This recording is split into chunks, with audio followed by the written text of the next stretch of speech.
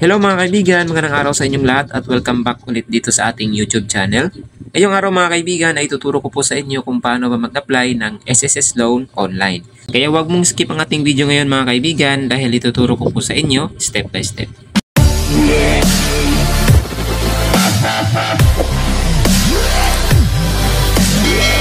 Ngayon mga kaibigan ay i-check muna natin kung qualified na ba tayong mag-apply ng SSS loan. So dito ay i-open lang natin ang ating Google Chrome at i-search natin dito mga kaibigan ang sss.gov.ph. So ito po yung website ni SSS. Dito mga kaibigan, kung wala pa kayong SSS account, meron na po tayong video tutorial na nagawa dyan. So mag-create muna kayo mga kaibigan. Lagay ko na lang po ang link sa ating comment section. Panoorin nyo po yan mga kaibigan.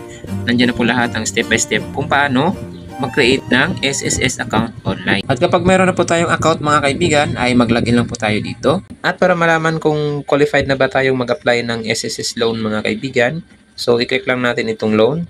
So mag-automatic na po siya sa apply for salary loan. At pagkatapos nyo pong maklik itong loan mga kaibigan, kapag ganito po yung lumabas, loan application will be rejected due to the following reason. So hindi po tayo qualified mag-apply ng SSS loan. Nakalagay naman po dyan sa ibaba mga kaibigan kung ano po yung mga reasons kung bakit hindi pa tayo qualified mag-apply ng SSS loan. Pero kapag ganito po yung lumabas, to proceed with your loan application, ayan, ganyan, qualified na po tayo mag-apply ng SSS loan. Yung nga lang mga kaibigan ay dito sa akin na hindi pa natin makikita kung magkano ba yung ma-avail natin na loan sa ating SSS account. Dahil wala pa tayong bank account na naka-enroll dito sa ating SSS account. At dahil hindi pa rin po available dito sa aming area mga kaibigan ang bagong ID ni SSS, itong UMID card. So ang ginawa ko mga kaibigan ay nag-open account na lang ako sa Cebuana Luilier Rural Bank. So kung sa inyo mga kaibigan, kung wala pa kayong bank account, so pwede po kayong mag-open account sa Cebuana Luilier Rural Bank. At ngayon mga kaibigan ay nandito na tayo sa Cebuana Luilier branch. So ito po mga kaibigan, nag-fill up na po ako ng form para po sa micro savings card.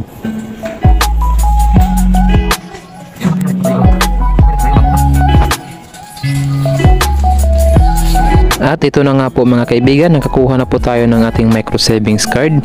So ito po yung mga requirements na kinakailangan mga kaibigan.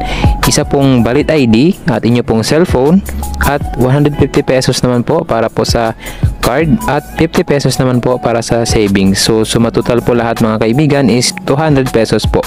At take note lang po mga kaibigan, kung hindi po kayo nabigyan ng ganitong printout ng inyong account, so pwede po kayong mag-request kung saan kayo kumuha ng inyong micro savings card. So mag-request lang po kayo na magpa-print out ng inyong account information dahil isa po ito sa requirements ni SSS, lalong-lalo na po sa pag-enroll ng ating micro savings account. At ngayon naman mga kaibigan ay atin nang i-enroll ang ating micro savings card sa ating SSS web portal.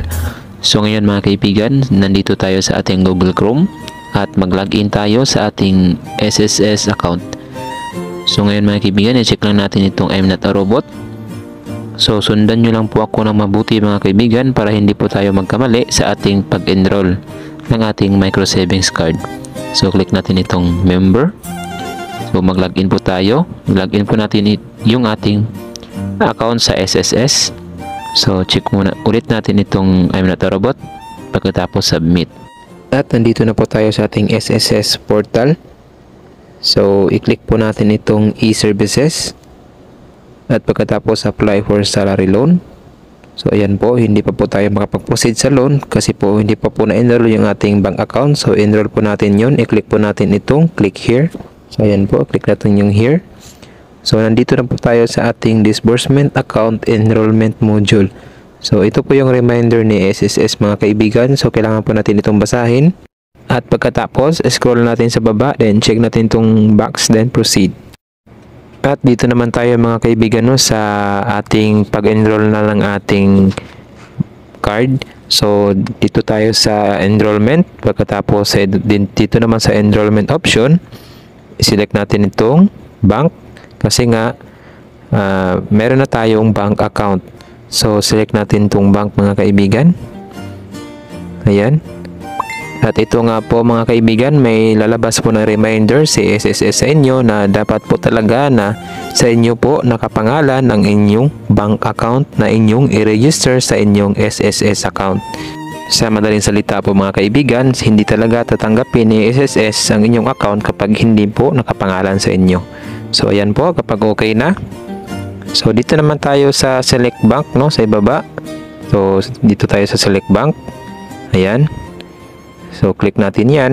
Pagkatapos scroll down, hanapin natin dito yung Cebuana Luwilier Rural Bank. So, ayun. So, pagkatapos naman mga kaibigan, dito naman tayo sa bank account number. So, yung bank account number naman mga kaibigan, kung hindi nyo po alam kung saan makikita yung ating bank account number sa micro savings card. So, makikita nyo po doon mga kaibigan sa inyong papel na nanggaling sa kay Cebuana. So, doon nyo po makikita ang inyong bank account number. So, ilagay po natin dito yung ating bank account number. So, kapag, yun nga pong sinabi ko mga kaibigan, kapag wala po kayong ganong papel, so mag-request na po kayo sa Cebuana branch. Nagbigay naman po yan sila mga kaibigan. So, ayan mga kaibigan, nilagay ko po yung aking bank account number. So, siguraduhin nyo lang po na tama yung inyong bank account number. So, ayan na po mga kaibigan. Okay na po tayo dyan sa bank account number. At dito naman po tayo sa attached supporting documents mga kaibigan. So, dito po mga kaibigan, sa document type, piliin lang po natin dito yung ATM card with account number and name. So, dito po mga kaibigan, ay picturean po natin yung ating papel na galing sa Cebuana Luwilier. So, kasama po yung ating ATM. So, ganyan po. At kapag okay na mga kaibigan, i-click lang natin itong browse file. I-upload lang po natin dito sa ating SSS account. Ayan. At pagkatapos, piliin lang po natin yung ating picture ng ating account. So, ito po yun mga kaibigan. Click lang po natin ito. So, ayan po. Nag-upload na po siya mga kaibigan. At kapag na-upload na po mga kaibigan, dito naman tayo sa identification document. So dito po, yan, i-click lang po natin yan. At dito naman mga kaibigan, ay picturean po natin yung ating valid ID. So ang gamit ko pong valid ID dito mga kaibigan is driver's license. Pag okay na mga kaibigan, i-click lang natin itong browse file ulit at ating i-upload. Dito po, pangiliin natin yung picture. Ayan. Na-upload na po siya. So kapag okay naman po, dito naman po tayo sa selfie photo.